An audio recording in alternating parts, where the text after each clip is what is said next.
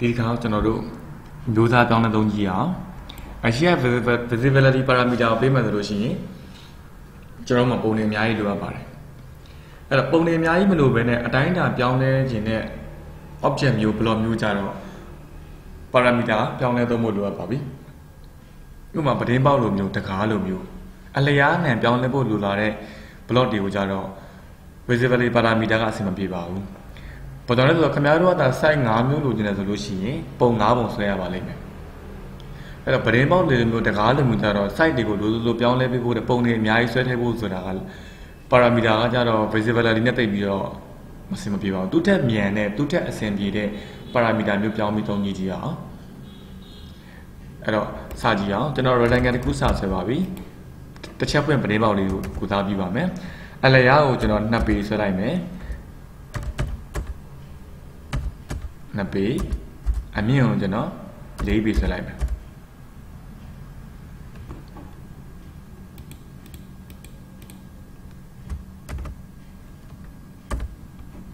2ပေ4ပေစိုက်လေးပေါ့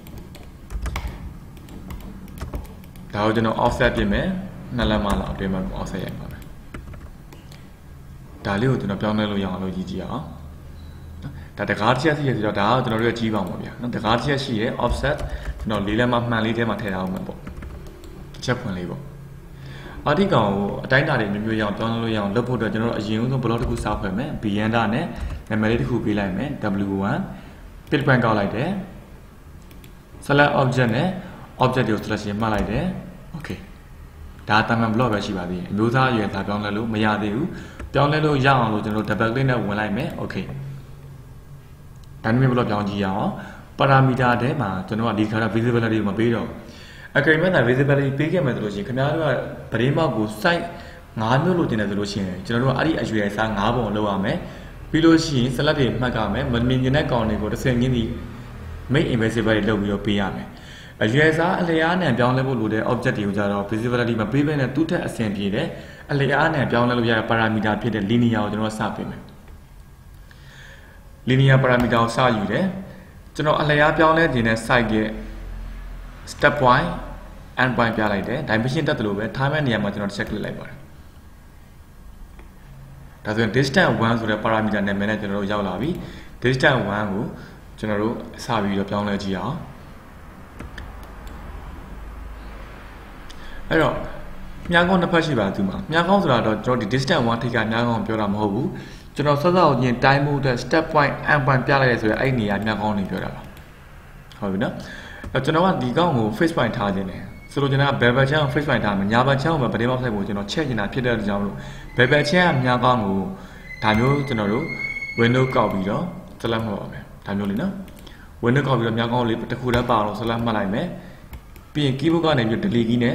ဖြတ်ထုတ်ပလိုက်ပြီဒါဆိုရင်ကျွန်တော်တို့မြားကောင်းကကျွန်တော်တို့ set ချက်နေတဲ့ညာဘက် channel direction ဘက်ကိုပဲရှိတော့မယ် bevel channel မှာမရှိတော့ဘူး bevel channel face point ဖြစ်သွားပြီပေါ့ရပြီအဲ့ဒီကောင်ကိုကျွန်တော်တို့စပြီးတော့စပေးပါတော့မယ်ဒီမှာတော့ဒီဘက်ချက်မှာကျွန်တော်တို့ active ဖြစ်မှာမဟုတ်ပါဘူးဘာကြောင့်လဲဆိုတော့ကျွန်တော်တို့က visibility option ပေးတာမျိုးမဟုတ်တဲ့အတွက်ဒီ visibility mode တွေကိုသုံးလို့မရပါဘူးparameter ပေးပြီးသွားရင်ဆိုလို့ရှိရင်ကျွန်တော်တို့သူ့ကိုအခုချိန်စပြီးတော့ action စပေးပါပြီသူ့ပေါ်တရားမှုတစ်ခုစပေးမယ် action နဲ့ဝင်လိုက်တယ်ကျွန်တော်တို့ကဒီကောင်ကိုအလျားကိုဆွဲဆန့်နေတာဖြစ်တဲ့အတွက်ကြောင့်မလို့ကျွန်တော်ပေးရမယ့် action က stretch action စပေးပါတယ် stretch ဆိုတာဆွဲဆန့် stretch action ရွေးလိုက်ပြီအဆင့်အများတဲ့အတွက် command လေးကိုတစ်ချက်ကြည့်ပြီးတော့ဖြည်းဖြည်းချင်းလုပ်သွားပေးပါဟုတ်ပြီနော် stretch action ပေးလိုက်တဲ့အခါကျွန်တော်တို့ဘာပြောလဲဆိုတော့သူက select parameter ကို select ပေးပါပေါ့ကျွန်တော်ဆွဲဆက်ခြင်းတဲ့ parameter ကို select ပေးပါတော့ကျွန်တော်တို့ parameter ဒါဆို distance 1ဆိုတော့ကျွန်တော်တို့ရဲ့ parameter ပါပဲအမျိုးအစား linear parameter ဒါလေးကကျွန်တော်ရဲ့ parameter ဒါကြောင့်မလို့ကျွန်တော် parameter ကို select မှတ်လိုက်တယ်သူဆက်ပြောပါတယ် specify parameter point to associate with action နဲ့ action တက်ရောက်မဲ့ parameter point ကိုပြပါတဲ့ကျွန်တော်တို့ကညာဘက်ချမ်းကိုဆွဲဆက်မှာဖြစ်တဲ့ကြောင့်မလို့မြားကောင်းရှိတဲ့ညာဘက်ချမ်းပေါ်ကို mouse နဲ့ pointer သွားတင်တဲ့အခါမှာအနီအဝိုင်းလေးပေါ်ပါတယ်ဒါမျိုးလေးနော်အနီပိုင်းလေးပေါ်လာလို့ရှိရင်အဲ့ဘက်ကို click ချလိုက်တယ်ဆက်ပြောတယ် specify first corner of strap frame နဲ့ first corner ကို frame ပြပါတဲ့ frame ဆိုတာကျွန်တော်တို့ဆွဲဆန့်နေတဲ့ object တွေတစ်ခုလုံးအပြည့်စုံဝင်အောင်ဒါမျိုးကျွန်တော်တို့ window ကောက်လို့ frame ကောက်ခိုင်းတယ်မှာ frame ကောက်တဲ့အခါမှာဒါမျိုးမကောက်အောင်နော်ကျွန်တော်တစ်ခုလုံးတစ်ဝက်ဒါမျိုးလည်းတစ်ခုလုံးဝင်အောင်လို့မရဘူး object ရဲ့အစိပ်ပိုင်းဝင်ရပြီ ကျွန်တော်ဖြစ်နေတဲ့များတော့ဒါမျိုး frame ကိုကြော်ပြီးတော့အကြီးအပြားကောက်ချင်လိုက်ရတယ်လွတ်အောင်ကောက်လွတ်လက်ကောက်လိုက်မယ် rectangle ဟုတ်တယ်လို့ပဲဆွဲဆက်နေတဲ့ object တွေပေါအောင်လို့ frame ကောက်လိုက်မယ် select object okay select object ဆိုတော့ကျွန်တော်ဆွဲဆက်မဲ့ object တွေကို frame နဲ့ဝင်တဲ့ object တွေကို select မှတ်လိုက်မယ်ပြီးအနာခေါက်လိုက်ပါတယ်ဆိုတော့ကျွန်တော်တို့ အဝါရော inclination မှာလေးပြောက်သွားပြီကျွန်တော်တို့ parameter point ပေးတဲ့နေရာမှာ action လေးတစ်ခုစဖို့ပါပဲဒီ action လေးက stretch action လေးပါစမ်းကြည့်အောင် close နဲ့သွားပါတယ် save လုပ်မလားလို့မေးရင်ကျွန်တော်တို့ save လုပ်ပါပြီဘလို့ select မှတ်လိုက်ပြီအရင်လိုမျိုး visibility ရောမတွေ့တော့ဒါပေမဲ့ကျွန်တော်တို့ parameter associate point ပေးတဲ့နေရာမှာမြားလေးတစ်ခုရှိပါပြီအဲ့ဒီမြားလေးပေါ် mouse နဲ့ direct click ချပြီးတော့ object ကိုဆွဲလိုက်လို့ရပါတယ်ဒါ stretch action ဖြစ်တဲ့ကြောင့် object က stretch ဖြစ်လာပါပြီအလျားပြောင်းလဲလို့ရပြီပေါ့ကျွန်တော်တို့က y direction ဘက်ကို stretch မပေးခဲ့တာဖြစ်တဲ့ကြောင့် y direction ဘက်အနားကပြောင်းလဲလို့မရဆိုလိုချင်တာက၄ပေဆိုတဲ့အမြင်ကတောင်းလို့မရဘူး2ပေခွဲဆိုတဲ့2ပေဆိုတဲ့ length တန်ဖိုးတွေကတော့2ပေခွဲ3ပေစသဖြင့်ပြောင်းလဲပလိုက်လို့ရပါပြီဒါပေမဲ့ဆက်သွားကြည့်အောင်ပြဿနာကဘာဖြစ်လဲဆိုတော့ကျွန်တော်တို့ဆွဲတဲ့ stretch length ကအတိအကျမရဘူးဗျအတိအကျမရဘူးဆိုတာလက်နဲ့ဆွဲရင်ဆွဲသလောက် stretch ကြီးကအရင်ယူရှည်ထွက်လာတယ်ဥပမာဆိုကျွန်တော်က3ပေ size လိုချင်တယ်ကျွန်တော်ဆွဲလိုက်လို့ရှိရင်3ပေတည်းကြော်ချင်တယ်ကြော်နေတယ်3ပေပြည့်ချင်ပါနဲ့ပြည့်တယ်ဒါတော့သိစင်မပြေသေးဘူး action ကတော့အလုပ်လုပ်တယ် stretch ဆွဲတဲ့ခါမှာအဆင်မပြေဘူးထို့ကြောင့်ကျွန်တော်သူ့တန်မိုးတွေပေါ့အတိအကျပြန်ပေးမယ် block editor တွေကို double click နဲ့ပြန်ဝင်လိုက်ပြီ okay ကျွန်တော်တို့အခုဖြစ်နေတဲ့ပြဿနာက distance 1ရဲ့ပြဿနာပါ distance 1 parameter လေးကဆွဲဆွဲတော့ action ကတက်ရောက်မှုရှိတယ်သို့ပေမဲ့ကျွန်တော်ဆွဲရင်ဆွဲသလောက်ကြီးတန်မိုးကြီးကဘယ်လန်နာကြီးထွက်လာတာမျိုးပေါ့ site ကြီးကအတိအကျမထွက်ဘူးဆွဲရင်ဆွဲသလောက်ကြီးပါနေတယ်အဲ့တော့ကျွန်တော်တို့လုပ်ပေးရမှာ distance 1ဆိုတဲ့ parameter လေးကို select မှတ်ပါပြီး right click ထောက်မယ်ဟုတ်ပြီနော် menu ထဲမှာ property စခေါက်ပါမယ်ဆိုလိုချင်တာ distance 1 property ပေါ့ distance 1 property ခေါ်ပြီးသွားရင်ကျွန်တော်အောက်ကိုဆင်းမယ် value set ဆိုတဲ့နေရာလေးရှိပါတယ် value set ဆိုတာကျတော့အဲ့ distance 1ကိုတန်ဖိုးသတ်မှတ်တာပါအခု distance type ကကျတော့ none ဖြစ်နေတယ် none ဖြစ်နေဆိုတော့ကျွန်တော်ဆွဲရင်ဆွဲသလောက်ကြီး distance ကပါလာတယ်ဆိုတော့အတိအကျမရဘူးကျွန်တော် none ဖြစ်နေတော့ check click လိုက်တယ်ကျွန်တော်တို့ပြင်လို့ရ3မျိုးပြင်လို့ရတယ် increment နဲ့သွားမလားဆိုလိုချင်တဲ့ဇာတိုးဂိမ်းပေါ့6လက်မစီတိုးသွားမလား8လက်မစီတိုးသွားမလားသို့မဟုတ်ကိုလိုချင်တဲ့အတိုင်းအတာအတိအကျကိုပဲ list နဲ့သွားမလားဥပမာဗရီမောက် size တွေကို2ပေ8 3ပေ3ပေ4 3ပေ2စသဖြင့်ကျွန်တော်တို့လိုချင်တဲ့ size ကိုပဲ list နဲ့သွားမလားဒီမှာကျွန်တော် list နဲ့သွားပါမယ်အဲ့တော့ value set က distance တိုက်နေရမှာကျွန်တော်ရွေးလိုက်မယ် list default list တန်ဖိုးပြပါပြီ default list က2ပေပါကျွန်တော်ပုံစံဆွဲတော့2ပေနဲ့ဆွဲခဲ့တာဟုတ်2ပေဖြစ်ပြီ2ပေနေရာကိုတစ်ချက်နှိပ်လိုက်တဲ့အခါမှာအနောက်မှာကျွန်တော်တန်ဖိုးထည့်ဖို့အတွက် box တစ်ခုထပ်ပေါ်လာပါပြီ box ကိုတစ်ချက်တင်လိုက်တယ်ဒါဆိုရင်ကျွန်တော်တို့ရဲ့ add distance value တွေပေါ်လာပြီလိုချင်တဲ့တန်ဖိုးထည့်လို့ရတယ်ကျွန်တော်2ပေပြီးသွားရင်2ပေနဲ့4လက်မှသွားခြင်းနဲ့ပြီးအနာခေါက်လိုက်ပါ2ပေနဲ့8လက်မှသွားမယ်3ပေသွားမယ်3ပေနဲ့6လက်မှသွားခြင်းနဲ့စသဖြင့်ကိုလိုချင်တဲ့ site တွေကိုဒီမှာ data လုပ်လို့ရတယ်ကျွန်တော်တို့အခု site ထည့်သွင်းနေတဲ့တန်ဖိုးကကျတော့ဒီက length တန်ဖိုးပြောတာပါ height တန်ဖိုးမပါပါဘူးเนาะကျွန်တော် distance 1ပေးတာကလည်း length ကိုပေးတာဖြစ်တဲ့ကြောင့်မလို့ပြောင်းလဲမှတ်တန်ဖိုးတွေအဓိကအပြင် air တန်ဖိုးတွေကိုကျွန်တော်ပေးတာဖြစ်ပါတယ် okay ဒါဆိုရင်ဒီ distance ကအရင်လိုမျိုး none မဟုတ်တော့ဘူးသူရဲ့ distance က list နဲ့ဖြစ်သွားပြီ value တွေကိုလည်းကျွန်တော်ဒီမှာထည့်သွင်းပြီးပါပြီဆိုတော့စလို့ရပြီ close block editor နဲ့ပိတ်မယ် save လုပ်ပြီးတော့ထွက်ပါမယ်ပြန်ဆန်းကြည့်မယ် object ကို select မှတ်လိုက်တယ်တစ်ချက် click လိုက်တယ်အရင်လိုမျိုးဘယ်လန်းနာမှုတော့အတုံးလေးပေါ်လာပြီအဖြေအောင်တုံးလေးပေါ်လာတယ်ကျွန်တော်တခု mouse ကိုရွှေ့လိုက်ပြီးဆိုရင်ပထမဆုံးတစ်တုံးကိုသွားပြီးတော့ကတ်ပါတယ်ခက်ရွှေ့တယ်နောက်တစ်တုံးနောက်တော့ဒါမျိုးတွေပေါ့ကျွန်တော်တို့ရဲ့ distance တွေကအတိအကျထွက်သွားပါပြီ value set ပေးတာဖြစ်တော့ကြောင့်မို့သူ့ရဲ့ value list ကိုကြော်ပေးလို့လည်းမရဘူး value list တန်ဖိုးအောက်ကိုလည်းနည်းပြီးတော့ပေးလို့မရပါဘူးဒါပေမဲ့နောက်တစ်ပြဿနာတစ်ခုထပ်ဖြစ်တယ်ကျွန်တော်တို့ distance တိုက်ကအတိအကျဖြစ်တယ်ဒီ distance က3ပေ4လား3ပေခွဲလား3ပေလားဆိုတာကိုမှန်းလို့လည်းရုပ်တရက်အဆင်မပြေသေးပါဘူးတန်ဖိုးကတော့အတိအကျသွားနေပြီသို့ပေမဲ့ကျွန်တော်တို့တန်ဖိုးတွေကအတိအကျရုပ်တရက်ပေါ်ကြည့်လို့မရသေးဘူးဥပမာကျွန်တော်လိုချင်တာ3ပေနဲ့ကျွန်တော်ဘယ်တုံးကိုရွှေ့ရမလဲတတိယတုံးလားနောက်ဆုံးတုံးလားဒါမျိုးတွေပေါ့ကျွန်တော်မသိနိုင်တော့အဲ့ဒီအတွက်ကျွန်တော်တို့ပေးလိုက်တဲ့ value set တန်ဖိုးတွေကိုပြန်ပြီးတော့ table တစ်ခုနဲ့ပြန်ပြီးတော့ပေါ်ကြည့်အောင်ပြန်ပြီးတော့ data ထပ်သွင်းပေးရပါတယ်ပြန်ပြီးကြည့်အောင်ပြန်ဝင်ကြည့်မယ် double click ခောက်လိုက်တယ် active plot ကြားလိုက်ပြီဆိုရင် okay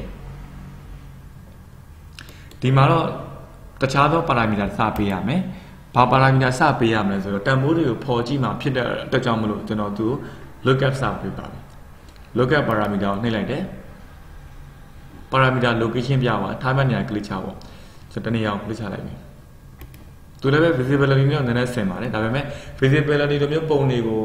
အဖိတ်ပွင့်ပြုတ်လို့ပြမှာမဟုတ်ဘူးသူကတန်ဖိုးတွေကို lookup ဆိုတဲ့အတိုင်းဖော်ပြပေးမှာပါဒါဆိုရင်ကျွန်တော် parameter ပေးပြီးသွားပြီအဝါရောင်ပေါ်နေသေးတယ် action ကိုဝင်လိုက်ပါပြီ action ဘက်မှာလည်း lookup ရှိပါတယ် lookup action ကိုရွေးလိုက်တယ် select parameter ဆိုတော့ကျွန်တော် lookup parameter လေးကို select မှတ်လိုက်ပြီ select မှတ်လိုက်တဲ့တပြိုင်နက်ကျွန်တော်တို့စီကို property lookup table ဆိုပြီး dialog box တစ်ခုထပ်ပြီးတော့ပွင့်လာပါပြီအရင်ဆုံး lookup မှာ add property ကိုနှိပ်ပါ add property အဲ့ထဲမှာကျွန်တော်ဘယ်တန်ဖိုးတွေကိုကြည့်မလဲဆိုတော့ကျွန်တော်ရဲ့ distance 1ဆိုတဲ့ linear parameter တန်ဖိုးကိုကြည့်နေတာဖြစ်တဲ့အတွက်ကြောင့်မလို့ distance 1ကိုယူပါတယ်ပြီးရင် okay ဒါဆို distance 1ဆိုတဲ့ list လာပြီသူ့အောက်မှာမြားလေးပေါ်လာပြီမြားလေးကိုဆက်နှိပ်လိုက်ပါဒီနားလေးကိုနော်နှိပ်လိုက်တဲ့အခါမှာ distance 1မှာကျွန်တော်သတ်မှတ်ပေးထားတဲ့တန်ဖိုးတွေဒီမှာပြန်မြင်ရပါပြီ2ပေ2ပေ4 2ပေ8 3ပေစသဖြင့်ကျွန်တော် distance 1မှာ value set လုပ်ခဲ့တဲ့အတိုင်းပဲတန်ဖိုးတွေဒီမှာမြင်ရပါပြီဒါက distance 1ရဲ့တန်ဖိုးတွေညာဘက်ချက်မှာကျတော့ lookup ဆိုတဲ့နေရာမှာကျတော့ကျွန်တော်တို့မြင်နေတဲ့စလုံးရေးလို့ရပါတယ်ဥပမာ l equal to 2 p ပေါ့အနာခေါ်ပြီးဆင်းလို့ရတယ် l equal to 2 p နဲ့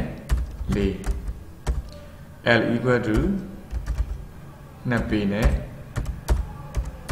8 l equal to 3 ပေ l equal to 3 ပေနဲ့